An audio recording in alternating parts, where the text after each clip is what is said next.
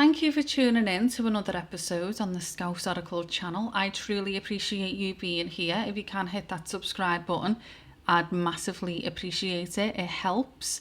I appreciate all you guys supporting in the comments. Today I do want to be giving you the response I've received from the ICO regarding the company's house director and PSC digital verification and the digital veteran card pilot, both of them involving biometric identity processing, which as we know is classed as high risk under the UK GDPR. And if you've been following me for a while, you'll know I've been submitting the Freedom of Information requests. The Ministry of Defence still have yet to respond. They did respond, giving me an exemption, saying it could be a national security risk. The DSIT responded and asked for an extension, didn't provide the exemption under which they were requesting it. They've now disappeared. And the Cabinet Office just told me they don't hold it. So, as you know, I sent that information to the ICO and they got back to me yesterday. So it's very interesting. And also, I want you guys to have more clarity, more knowledge. More knowledge is power. And I want this all on public record because I have all the evidence. You see, this is not theory. This is from their own words.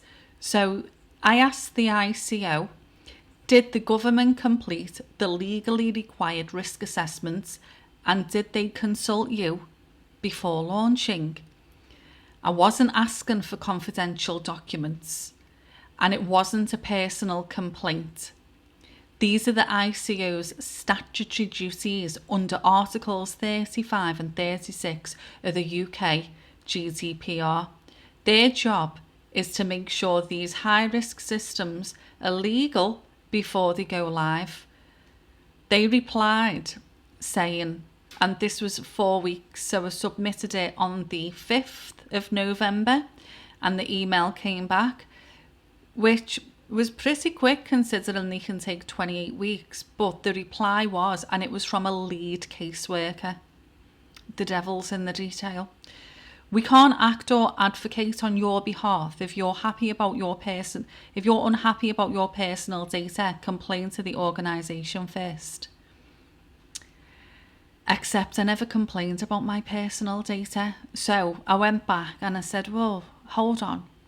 Just to clarify again, this is a regulatory oversight, not a personal complaint. So I was clarifying, this isn't about my data. I am asking you whether you performed the obligations you are required to perform. I directly asked, do you hold any Article 36 consultation record for these schemes? Have you received or reviewed any data protection impact assessments? If not, does that mean mandatory consultation did not occur? It's procedural, factual questions, their role, their duty. The ICO responded quite promptly. It's difficult to answer potential non-compliance. We can't confirm whether we've had communications with the organisations. So I went back and clarified again. And this time they come back with, we hold records for all organisations who contact us, but they still won't confirm whether these schemes ever contacted them. Then they said, whether we reviewed the data protection impact assessment is confidential, but confirming existence is not the same as disclosing it. And then they said, don't assume anything, but they won't provide the clarity needed to avoid assumptions. So they said something, but then told me absolutely nothing. So again, I went back and I said, these are yes-no questions about your oversight. And sorry, previously in the email, he'd asked me to submit a Freedom of Information request. No.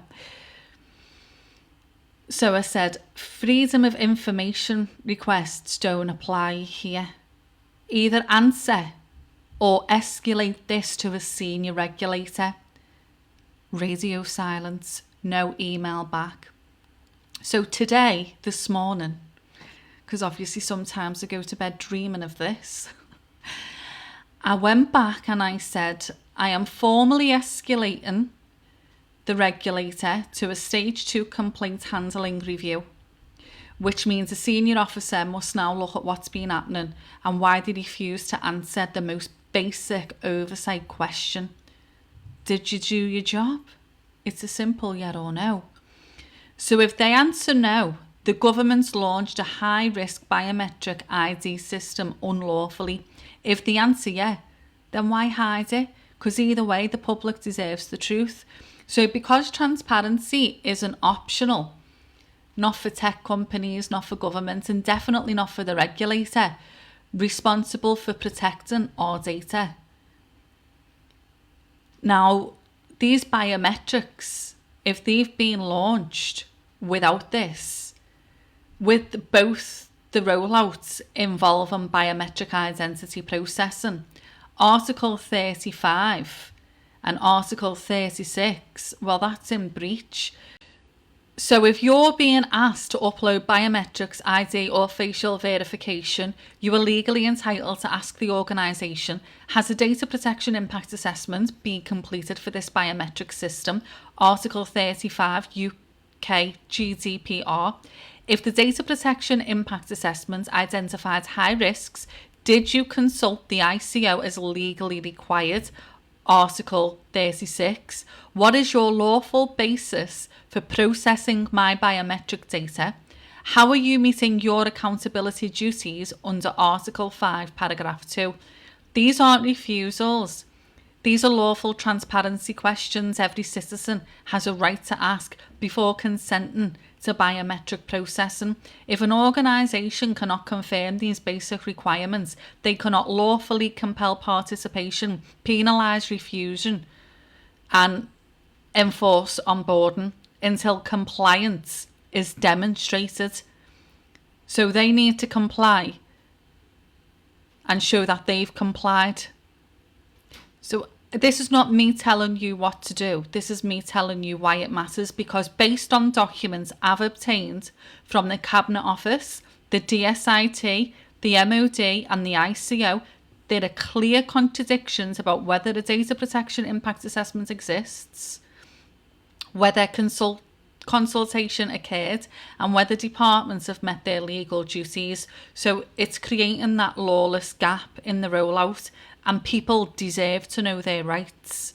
And I have, as I say, raised now the formal complaint within the ICO, and I'll give them 10 days. Because what we don't want to do is do a letter before action and then we're asked, oh, well, did you give them enough time? We will give them the time. We will give them the time. And then we'll raise the letter before action. So it's a lot. I just wanted to get it out there publicly, let you all know the update. So as it stands, I've still not yet had a response from the Ministry of Defence after they've applied the extension, and radio silence from the DSIT. And I am trying to email anyone within the mainstream media to see whether anyone is going to pick up on it. That's all I can do. That's all I can do is pass the information, provide further clarity. Knowledge is power, and the power is within the people. So thank you for being here. Thank you for listening. Thank you for supporting. I appreciate you all. And take time to just chill. Take time to zone out. Take time to switch off. Switch off all your devices and do what you enjoy. Take in nature. And I will be sure to bring you further updates, because there's going to be some.